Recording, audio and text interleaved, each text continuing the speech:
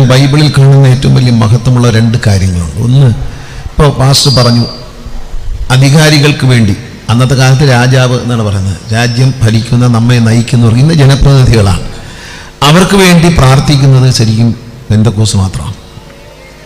Pastor പറഞ്ഞതിനൊക്കെ സമരം ചെയ്ത് തിരുത്താനല്ല, പ്രാർത്ഥിച്ചവർക്ക് നല്ല ബുദ്ധി കൊടുത്ത് നന്നാക്കുന്നതിന് വേണ്ടിയാണ് ശ്രമിക്കുന്നത്. ഞാനൊരു പൊതുപ്രവർത്തക നിലയിൽ എൻ്റെ കുട്ടിക്കാലം മുതൽ ഞാൻ എൻ്റെ ജീവിതത്തിൽ എൻ്റെ അമ്മ എന്നെ യേശു ക്രിസ്തുവിനെ പരിചയപ്പെടുത്തിയതാണ്. അവിടെ നിങ്ങോട്ട് ഞാൻ യേശു ക്രിസ്തുവിനെ പ്രാർത്ഥിക്കുന്ന ആളാണ്. ഇന്നലെ രാത്രിയും ബൈബിൾ വായിച്ചിട്ടാണ് ഉറങ്ങിയത്.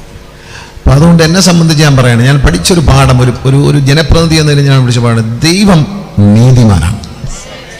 ആ ദൈവം ഏറ്റവും സ്നേഹിക്കുന്നത് നീതിമാനെയാണ്.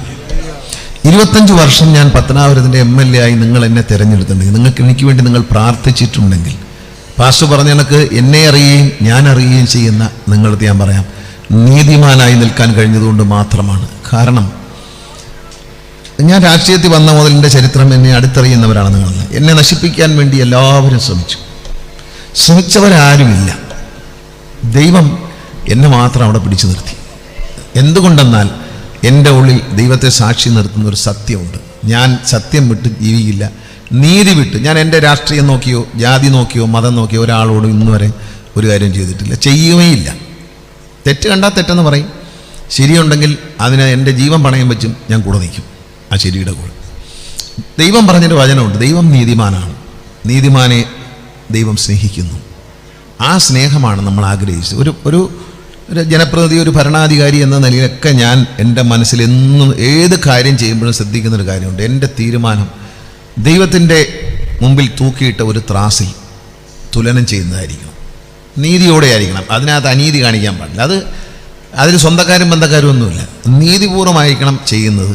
അത് ഒരു രാജ്യത്തിന് വേണ്ടിയായിരിക്കണമെന്ന് വളരെയധികം ആഗ്രഹിക്കുന്ന ഒരാളാണ് ഞാൻ. അതുകൊണ്ടാണ് എന്നെ നശിപ്പിക്കാനുള്ള എല്ലാ അടവുകളും ശ്രമിച്ചു നോക്കിയിട്ട് അതെല്ലാം അവിടെ നടന്നു.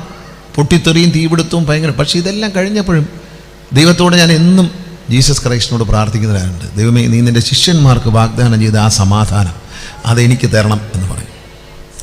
ഏറ്റവും വേണ്ട അതാണ്. ലോകത്ത് രോഗമില്ലാത്ത അവസ്ഥ, ദാരിദ്ര്യമില്ലാത്ത അവസ്ഥ, ടെൻഷനുകളില്ലാത്തൊരവസ്ഥ. അതാണ് ഈ ഏറ്റവും വലിയ പ്രാർത്ഥന. ബൈബിൾ എടുത്ത് വായിച്ചാൽ ഏറ്റവും വലിയ പ്രാർത്ഥന, ദൈവമേ, എനിക്ക് നീ തന്ന, പിതാവേ എനിക്ക് നീ തന്ന ആ സമാധാനം എൻ്റെ ശിഷ്യന്മാർക്ക് കൊടുക്കണം. ആ സമാധാനം ആ ശിഷ്യന്മാർക്ക് കൊടുക്കാൻ വേണ്ടി ജീസസ് ക്രൈസ്റ്റ് തൻ്റെ പിതാവിനോട് അപേക്ഷിച്ച ആ സമാധാനത്തിന് വേണ്ടിയാണ് നമ്മൾ പ്രാർത്ഥിക്കേണ്ടത്. അല്ല നമ്മൾക്ക് ലോട്ടറി അടിക്കാനും നമുക്ക് വീട് വയ്ക്കാനും നമുക്ക് മക്കൾക്ക് ജോലി കിട്ടാനും നമ്മൾ ലക്ഷപ്രഭുവാനും ഒന്നും അല്ല പ്രാർത്ഥിക്കേണ്ടത്. ലോകത്തെ ഏറ്റവും വലുത് സമാധാനം. അതുകൊണ്ട് രോഗമില്ല